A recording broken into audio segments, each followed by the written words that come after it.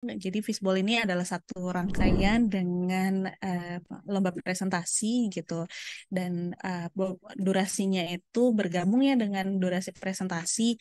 Nah, ada juga tadi pertanyaan yang mungkin saya kelewat ya terkait timer gitu di awal-awal. Kalau misalkan saya sudah selesai presentasi, apakah eh, ya, apakah timernya itu berhenti gitu, kemudian dilanjutkan dengan fishbowl? Jawabannya tidak berhenti ya teman-teman ya. Jadi ketika teman-teman sudah selesai presentasi, nah timer itu akan terus berjalan eh, ketika teman-teman membaca apa namanya mendengarkan pertanyaan dari dewan juri seputar pertanyaan fishbowl, dan teman-teman juga harus menjawab pertanyaan fishbowl tersebut. Jadi itu sudah satu paket ya, dan kami tidak berhentikan ketika juri membacakan pertanyaan. Terus juga ketika teman-teman selesai pun juga tidak ada memberhentikan timer. Nah, karena timernya itu adalah hitungan mundur, jadi teman-teman bisa lihat sisa waktunya ya. Jadi nggak lihat total keseluruhan waktunya. Karena perhitungannya mundur, misalkan 15, 14, 13, 12, 11, 10, 9, 8 gitu. Nanti kelihatan tuh berarti, oh kalau di timer saya kelihatannya 8 menit, sisa waktunya itu adalah 8 menit. Seperti itu. Untuk pembekalan fishbowl, bobotnya 20% sebetulnya secara dari total keseluruhan penilaian presentasi. Nah, namun di penilaian fishbowl ini kita punya rincian penilaian. Jadi ada 6 yang kami set. Ada pemilihan kata dan kalimat, kesesuaian jawaban dengan pertanyaan. Kemudian ada kelengkapan jawaban. Kelengkapan jawaban itu kenapa kita tulisnya 3 jawaban? Karena biasanya untuk soal pertanyaan fishbowl ini biasanya dimintanya gini, jelaskan 3 hal yang mempengaruhi Anda untuk meningkatkan kompetensi. Misalkan seperti itu ya. Jadi selalu ada jelaskan 3 hal atau sebutkan 3 hal dan menjelaskan gitu. Jadi memang teman-teman harus menjelaskan tiga poin gitu pada saat menjawab pertanyaan fishbowl. Kelengkapan jawabannya adalah 3 jawaban dengan bobotnya 15%, kemudian disertai contoh pada salah satu jawabannya gitu.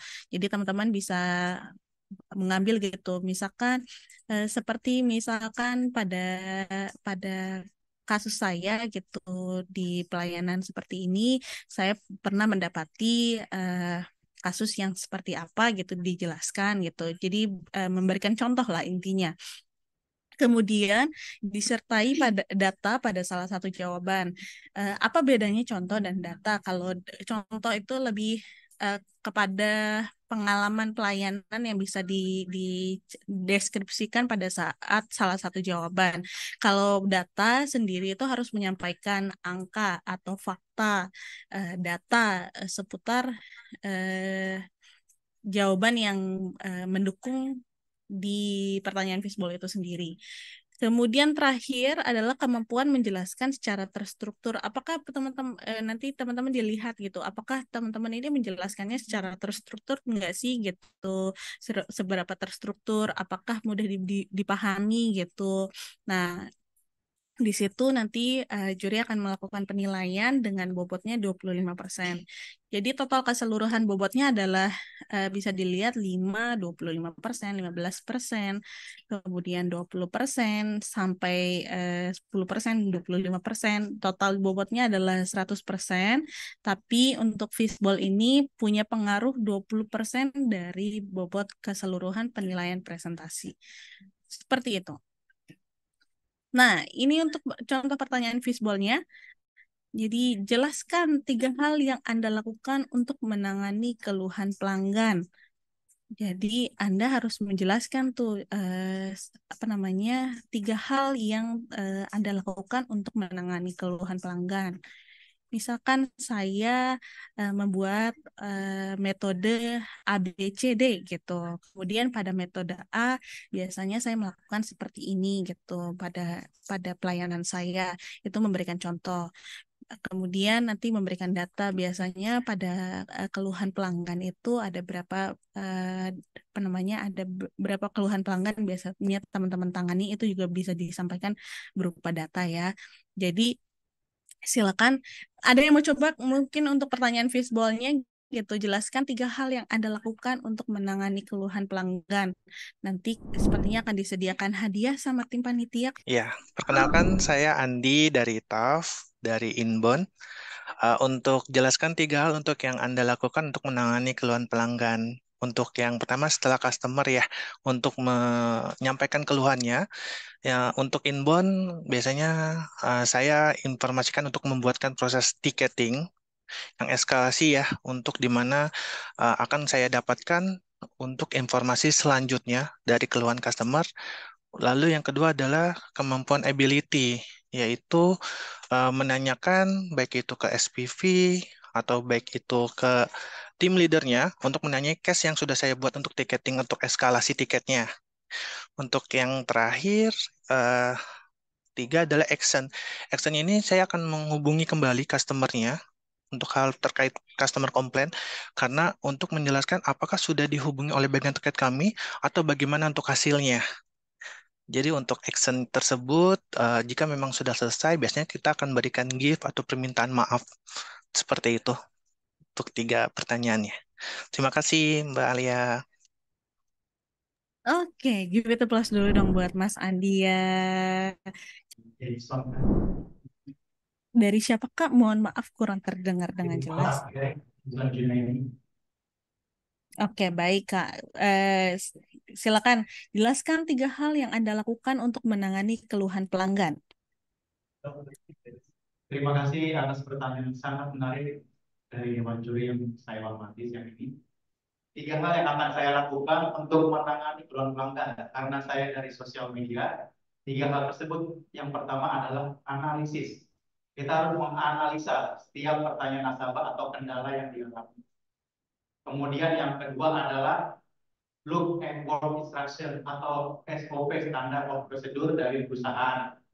Dan yang ketiga adalah giving the best solution, memberikan jawaban yang terbaik.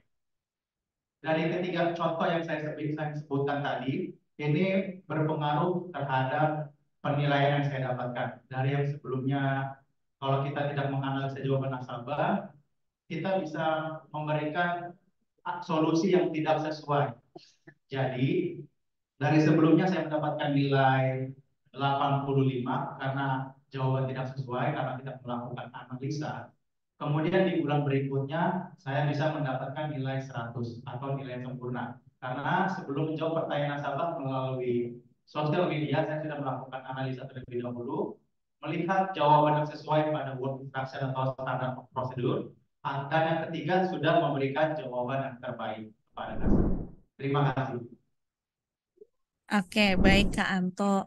Eh, Kak Anto, saya bacakan ya.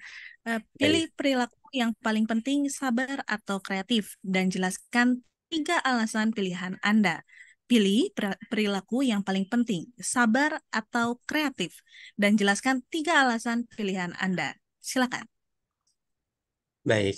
Untuk menanggapi pertanyaan yang tadi, memilih sabar atau kreatif, sebenarnya ada dua sudut pandang berbeda. Namun jika untuk memilih, saya lebih memilih ke kreatif.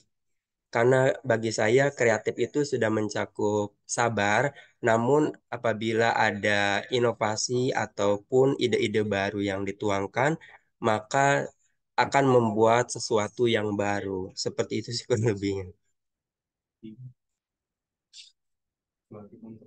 Yang satu lagi, kalau dengan kreatif pasti akan menghasilkan sesuatu dan apa yang menjadi kreatif atau misalkan daya yang kita punya, kita bisa menuangkan, maka akan menjadikan itu sesuatu. Seperti itu. Terima kasih. Baik, terima kasih Kak Anto. Give it a applause dulu dong buat Kak Anto sudah memberanikan diri Terima menjawab kasih. pertanyaan soalnya ya. Baik, saya bacakan ya. Pilih perilaku yang paling penting, sabar atau kreatif, dan jelaskan 3 alasan pilihan Anda. Terima kasih atas pertanyaannya yang sangat menarik Bapak Ibu Dewan Juri. Dalam upayanya memberikan edukasi dan informasi kepada stakeholder, Bank Indonesia memiliki ragam kanal atau media yang dapat diakses oleh masyarakat dengan mudah, di antaranya website, Facebook, X, Instagram, YouTube, TikTok, hingga layanan live chat. Tentunya, sebagai the best live chat agent, saya memiliki cara yang serupa namun tidak sama dengan kanal media sosial lainnya dalam merespon pertanyaan stakeholder. Oleh karena itu, dari pertanyaan yang disampaikan, perilaku yang paling penting sabar atau kreatif, maka saya akan memilih kreatif, Bapak Ibu Dewan Juri. Dan berikut 3 alasan saya memilih kreatif dalam menangani stakeholder. Yang pertama, yang pertama, dalam kreativitas yang saya miliki untuk menangani stakeholder, saya memiliki kreativitas yang bernama adaptation and validation. Salah satu hal yang saya gunakan adalah memiliki stiker yaitu tenang dan empati. Sehingga ketika saya menangani keluhan yang disampaikan oleh stakeholder, contohnya ketika ada stakeholder yang mengakses website Bank Indonesia untuk mencari data statistik namun tidak berhasil menemukan, maka saya akan berikan empati yang sesuai terlebih dahulu dan juga saya akan memberikan arahan dan panduan yang jelas untuk stakeholder tersebut dapat mengakses data statistik pada website Bank Indonesia. Alasan yang kedua adalah solusi yang sesuai. Dari stiker saya yang pertama yaitu tenang dan empati, maka saya dapat memberikan solusi yang paling tepat atas kebutuhan yang stakeholder butuhkan. Dan alasan yang ketiga adalah kepuasan pelanggan. Dari ketenangan dan empati yang saya berikan dan juga dan dari ketenangan dan empati yang saya berikan, kemudian solusi yang tepat yang saya sampaikan, maka stakeholder dapat memberikan pengalaman pelanggan yang memuaskan dengan melakukan pengisian stakeholder experience index. Sehingga alasan saya memilih kreatif adalah yang pertama, tenang dan empati, kemudian yang kedua, solusi yang tepat, dan ketiga adalah kepuasan pelanggan untuk Stakeholder Experience Index. Bapak Ibu Dewan Juri, saya Hatta Monika Siahaan, the best live chat agent, BI Bicara, we always provide solution. Terima kasih. Oke, luar biasa. Gimana tepuk dulu dong buat Kak Hana. Baik, Oke, Karik. terima kasih untuk kalian untuk pertanyaannya. Mohon maaf. Izinkan perkenalkan kembali saya Risa Indra Talenta dari Bank Negara Indonesia. Dan apabila untuk dihadapkan pertanyaan untuk perilaku yang paling penting, sabar atau kreatif, begitu. Di antaranya saya memilih untuk menjadi sabar. Dikarenakan dalam menangani keluhan pelanggan bisa menjadi dilema tentunya ya. Tetapi saya cenderung menganggap kesabaran sebagai yang paling penting. Di sini karena kesabaran itu membantu dalam kita memahami keluhan pelanggan sendiri dengan lebih baik, menunjukkan empati dan memberikan penyelesaian yang tepat tanpa tergesa-gesa. Nah, berikut ini adalah beberapa poin yang sudah saya highlight untuk jawaban yang diberikan dalam pertanyaan ini. Yang pertama adalah memahami dengan lebih baik. Yang pertama, memahami dengan lebih baik dikarenakan kesabaran memungkinkan kita tentunya untuk mendengarkan pelanggan sendiri dengan sesama dan memahami masalah yang mereka hadapi secara menyeluruh. Dan poin kedua yaitu membangun hubungan yang baik. Kesabaran juga membantu membangun hubungan yang baik antara perusahaan serta pelanggan. Dan yang ketiga adalah meningkatkan kepuasan pelanggan. Kesabaran juga, Kak, itu memungkinkan kita untuk memberikan penyelesaian yang memuaskan bagi pelanggan tanpa membuat mereka merasa terburu-buru atau tidak dihargai.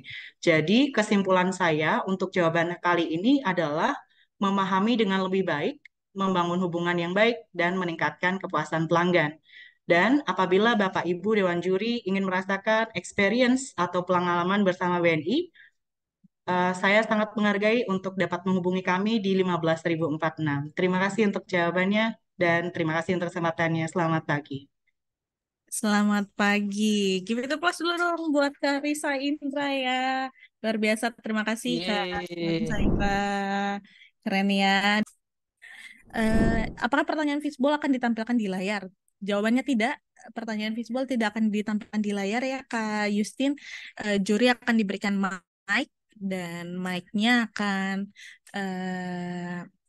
Jadi juri akan memegang mic dan membacakan pertanyaan fishball. Takutnya kurang terdengar atau pertanyaannya terlalu panjang. Kalau pertanyaannya terlalu panjang, silakan kalau ada yang membawa catatan kecil dan juga pulpen itu dipersilakan. Tapi kalau bisa, bukan kalau bisa ya, yang dibawa catatannya itu adalah catatan kosong ya. Jadi jangan sampai teman-teman eh, bawa contekan gitu, itu tidak diperkenankan. Jika pertanyaan fishbowl sudah terjawab, namun saat closing waktu berbunyi tanda habis, apakah berpengaruh pada nilai?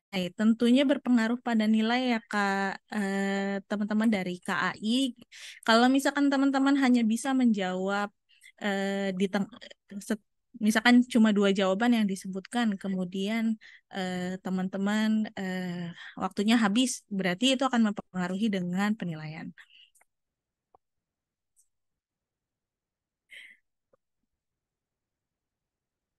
Izin bertanya dalam hal fishbowl, apakah poin-poin penting supaya nilai fishbowl-nya itu maksimal?